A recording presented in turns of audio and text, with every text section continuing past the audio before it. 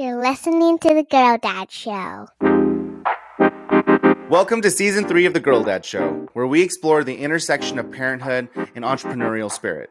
Join me and some incredible guests as we share tips and tricks for finding work-life balance and making a positive impact not only on the world, but also our families. Let's create a fulfilling life together. It's The Girl Dad Show, Season 3. Season 3, The Girl Dad Show. We're back at it, people. I am so excited to be here talking to you as the first episode of Season 3 embarks with this episode. And I can't believe it. We're on to Season 3, y'all. It's going to be a good one. So let's jump right into it. So I am currently in San Francisco. Well, technically in Burlingame, but I came to San Francisco because I have a OG Summit. I have a conference that I'm attending. And I spent a couple of days in advance of that in the peninsula so I can hang out with some of the small business clients that I have been coaching over the last year or two. And so making kind of a week-long trip. And it's been really, really, really fun to be here, meeting all these different business owners. I got to hang out with the clients that I work with, but also meet some new ones. And I will say figuring out what I want to be when I grow up at 43 years old has been really amazing for me because I truly do love working with small business owners. It is like the most fun and fulfilling thing I've ever done in my life. And it truly does feel like I know what I want to be when I grow up now. And it's kind of funny because you would think that I would have figured that out by now. It's taken me 43 years to figure it out. But so if you're still out there trying to figure out what you want to be when you grow up, don't worry. It took me a really long time. And so hopefully that gives you some hope and solace in your efforts and venture there. But it's been amazing. So I've been out here talking to business owners and new ones and current clients, and it's just so fun to be around people that are trying to create value and trying to build something that they're passionate about, right? Like they love something and they are trying to build it into something and putting themselves out there and struggling and being embarrassed and failing and winning and succeeding. And oh man, it's just, there's something about it that is so attractive to me. I just love being around people that are building. It just gives me so much joy and energy. And it's been really fun. And I'm also really excited to go to the conference, right? The OG Summit for the OG Network, the Operators Guild, which will be really fun. Ton of executive operations people will be there, and getting to network with really, really intelligent, smart people is always also really fun for me. I always love like hanging out with people that I want to be like. And so the OG has been a really good feeder for me as it relates to being around really smart people and being able to feed my need to learn and think about things in a different perspective and really level myself up. And it's also been a really big contributor to my most recent business, the Owners Club, which is all enveloping me right now because I've gained so much from being part of the Operators Guild that I started joining other groups. You know, I'm part of I'd say 3 or 4 other groups right now. And I have plans to join 2 more, including like EO, the normal stuff like EO and then the new one, Hampton. So I have some plans to join some more, communities that these like mastermind communities or these paid communities. But essentially, I find so much value in them. And it's really, really incredible the amount of networking and relationships and learnings and business and just all of these things that culminate inside of these communities. And it's such an unlock that I just feel like most people don't understand or don't know that exist or understand that like I don't know. I just don't know why people don't understand it. And I can see why it's weird to pay to be part of a group, but these groups have given me so much value way beyond the money that I paid for it. So anyways, OG has been a huge part of me even creating Owners Club because I'm realizing that, you know, the lonely journey of being an operator and, you know, figuring out like how to like, you know, meet other operators that, you know, understand you and resonate you is really tricky. And then being part of this community of operators has been super helpful for me to level up. And that has taught me how to do a lot of different things. And so parlaying that into Owners Club with small business, my new passion, it's just been kind of a natural extension. But I'm really excited to go to the conference this week. And I'm missing my kids a ton. It's been a really long time since I have what's it called? Well, no, that's not true. What am I talking about? It's been like 8 weeks since I've left my kids for a trip. It's been a really long time in my mind because I've been spending a lot more time with them, and it's been a lot more fun, being with the kids over the last couple of weeks. Um, it's been really interesting, just like really validating the time that I'm with them and really taking the moment to drink it in and just like soak in the moment and appreciate it. There's like this new thing that Amy and I are doing where no matter how bad the kids are, or how angry they get, or how I don't know how whatever they're doing, whatever their terrible thing that they're doing, try to look at it from the lens of 40 years from now, we're going to wish we had these moments again, and just like really putting ourselves into that perspective of like enjoy it for what it is. Obviously, I'm not going to encourage them for being bad kids or fighting with each other, but I definitely have been able to not get so angry or upset in the moment and really try to talk them through it and try to like hold them accountable to being fair and educating them on the relational aspects of why they're arguing. But it hasn't been as like nerve-wracking or agitating as it used to be because I've been really putting my mind in the perspective of this being such a short time in their life, right? Like them fighting over paint, or I guess they may fight for they may fight over stuff for a long, long time, but really trying to enjoy the moments for what they are, right? If they break things, or if they fight, or if they question things, or they argue, or they get upset, and all of those things, and really trying to and drink in the moment and enjoy it. And I know why I miss them so much. Sorry, I just realized that they're on summer break. And so they've just been around the house a lot more. Well, Lily has, and Grace still isn't in school yet. But she's goes to school. Sorry, so she's on summer break as well. And so it's just been so much more time with them, and they're constantly in the house. And they're constantly looking for things to do, and I think that's why I miss them so much more this trip because the amount of time that I spent with them over the last 4 or 5 weeks has really tripled and quadrupled because they're just around. They're available all the time. And they come visit me in the office. And if I have a break, I can come down and play with them and talk with them. And that's been super fun. And so I'm really, really looking forward to this summer with them, especially because Amy is going to be taking a girls' trip at the end of June. And I'm really excited about it because Amy typically doesn't do this. And so I think out of the 6 years we've been parents, I think she may have left the kids less than half a dozen times, to be honest with you. And I think it's really healthy, and I think it's really important for her to go do that. And she's a great mom, and she deserves to go enjoy herself. But I don't think it's because she doesn't can't or she doesn't want to. I think it's just like she just like misses the kids so much. But I really hope that she has a ton of fun on this girls trip, and I'm really excited about getting the opportunity to spend the weekend with the kids by myself and really seeing what that looks like and feels like because as they get older, they're just crazier and they're more fun and they argue with me now and debate and like banter and usually Amy can step in and kind of like massage the relationship and it'll be funny to see how it goes without them because I don't know, I'm just like a big kid, like we're already like scheming what we're gonna do and Amy's not here. We're gonna like put all the beds together in the playroom and like watch movies until the middle of the night. We're gonna have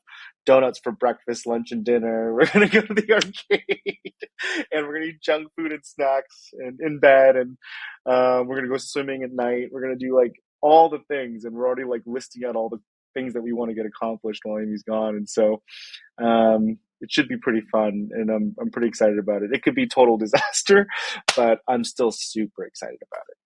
And that's kind of where what we're headed into at the end of June. And I'm also really, really excited that it's Amy and I's 7th anniversary.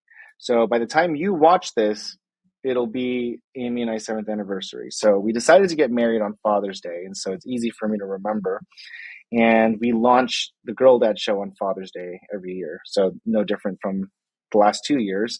We're launching again on Father's Day as it is a parenting podcast and it's called the Girl Dad Show.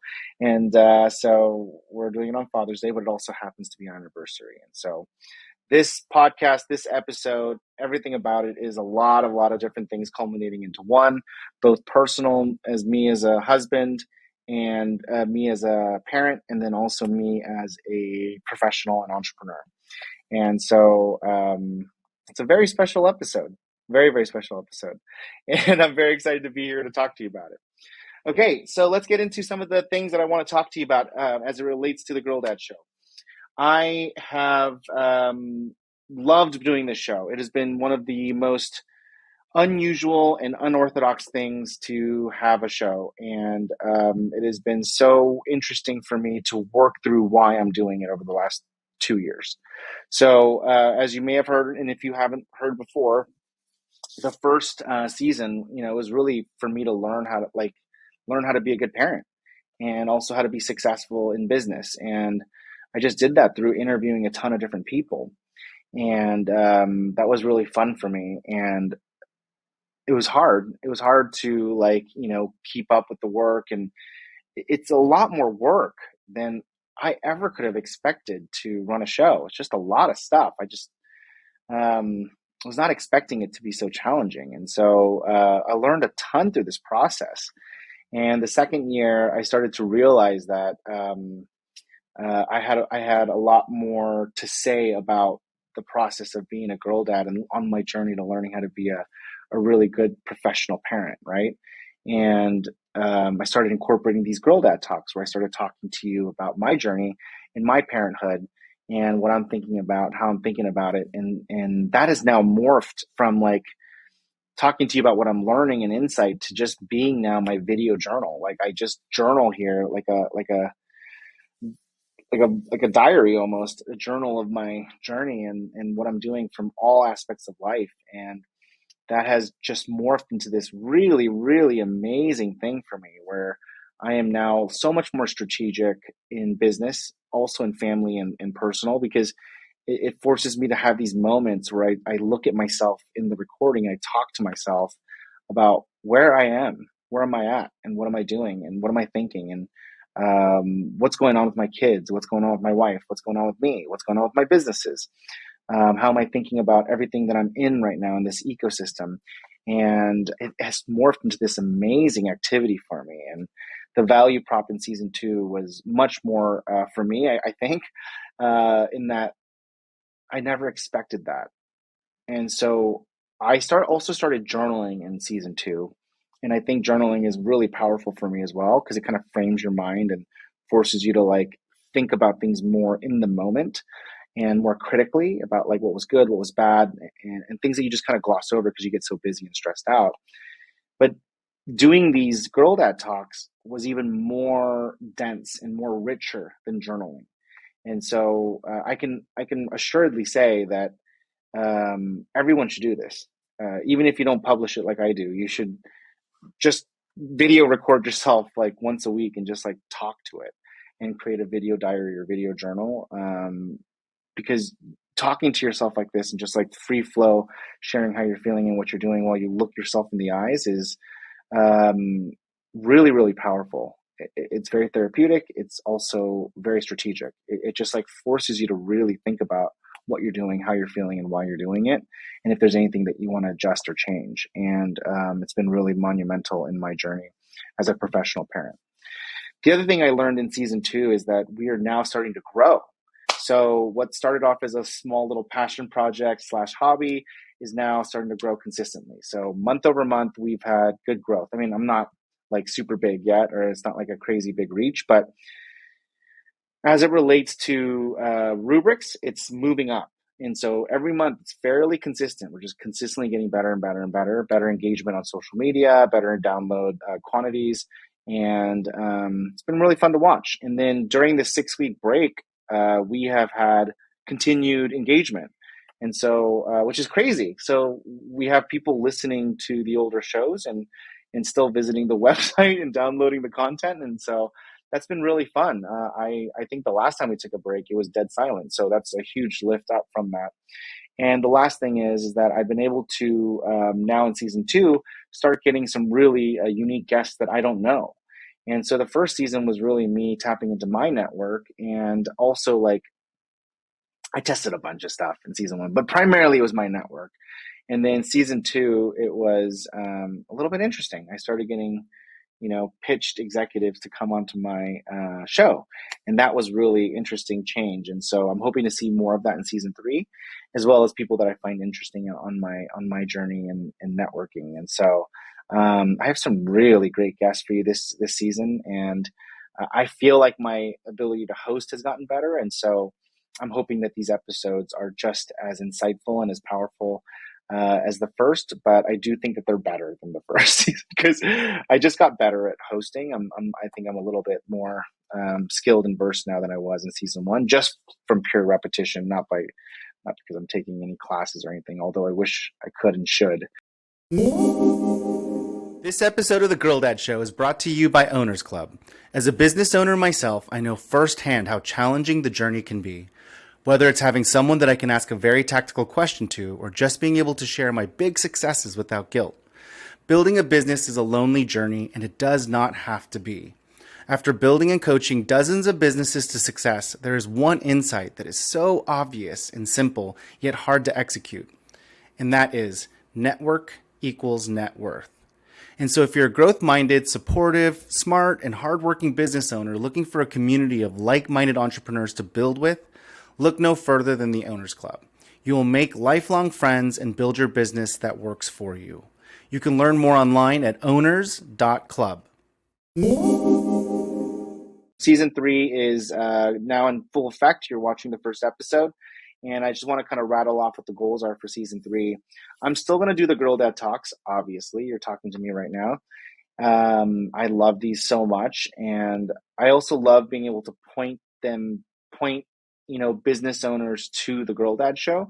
So even if they're not parents and they're just business owners, it's really fun to point them to the podcast because I do talk so much about the businesses that I'm building and are weaved in it. And you can get to kind of see the journey that I'm on building these businesses. But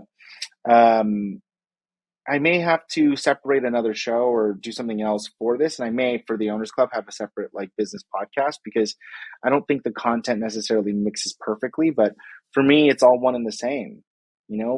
My journey in parenting is also my journey in building a business.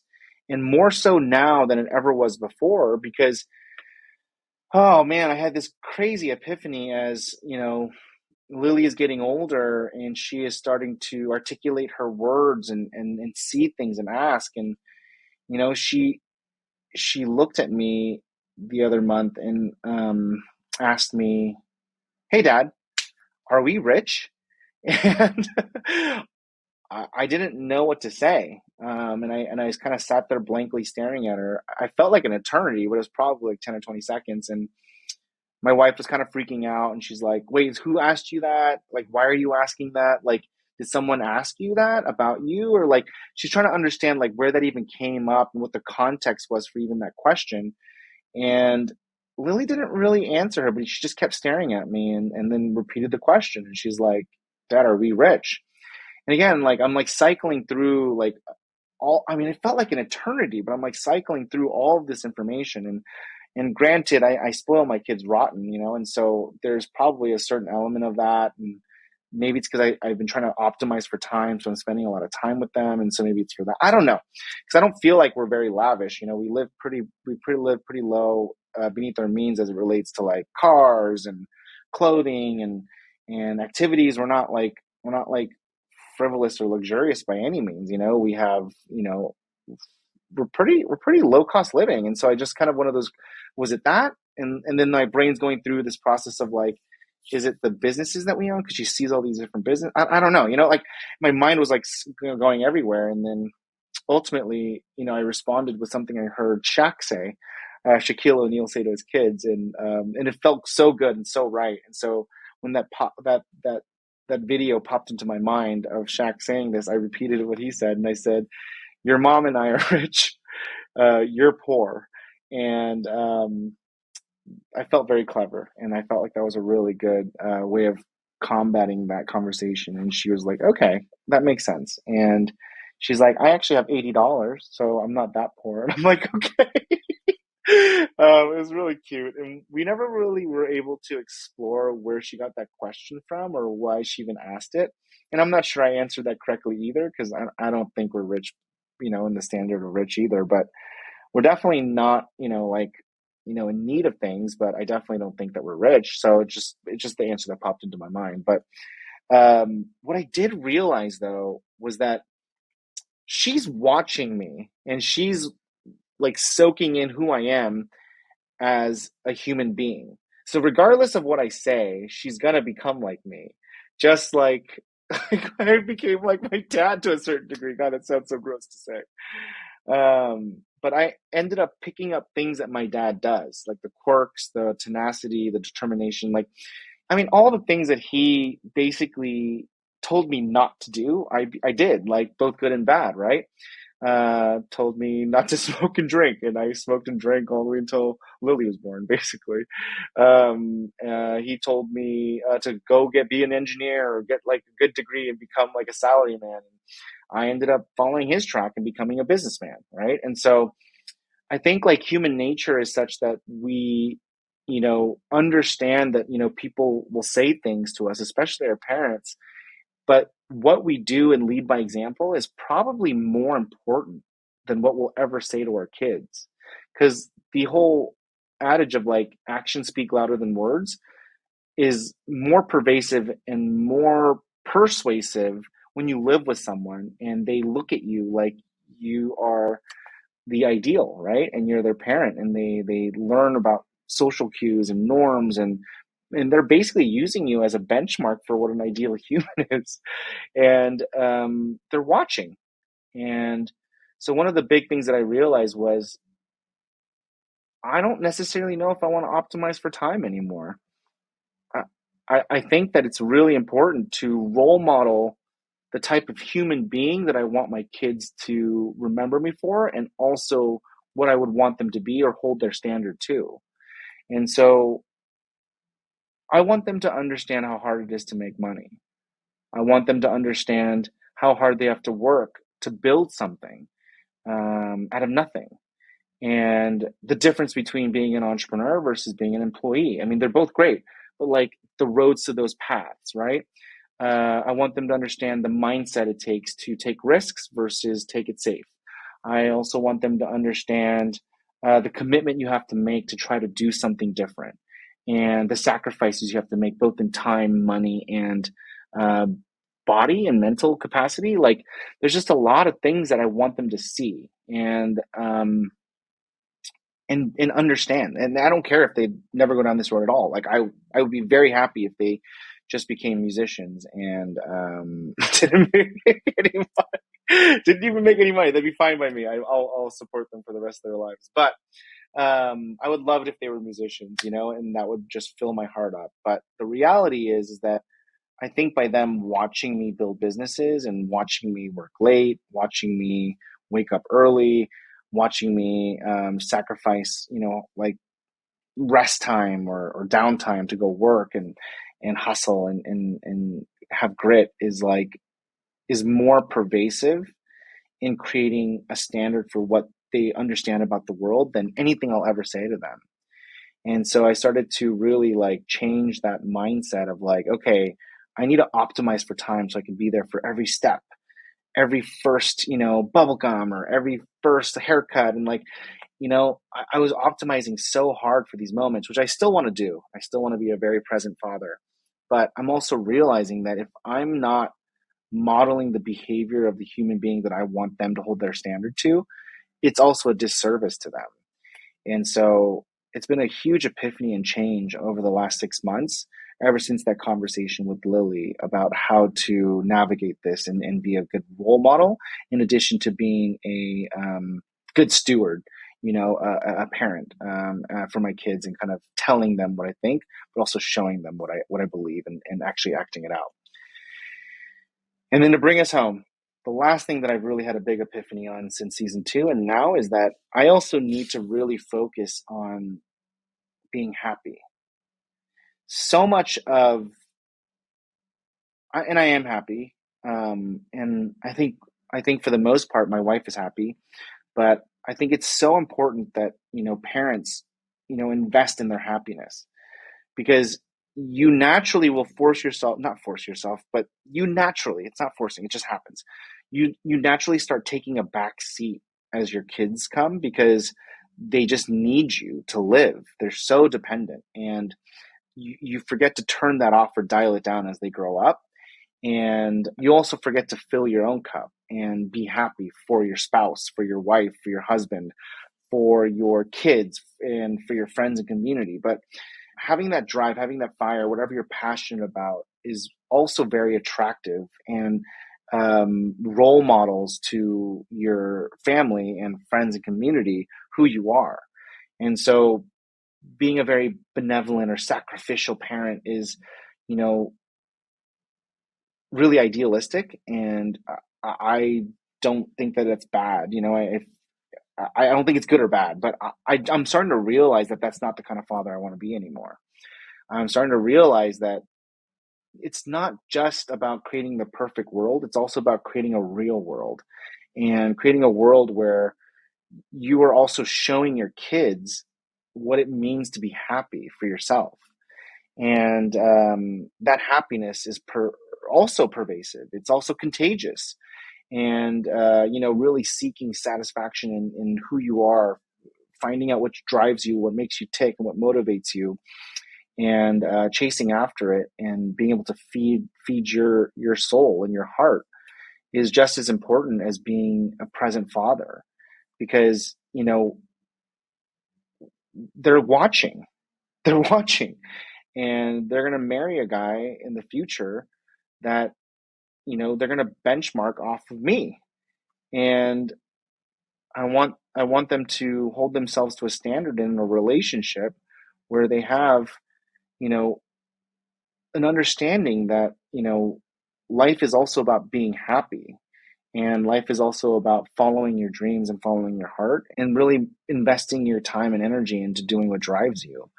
And all of these things are just coming from this silly little question Lily asked me of, like, are we rich? But it's been really good for me. It's been really good for me to, like, start turning this corner and realize that, like, my entire thesis on being a parent is completely evolving and changing.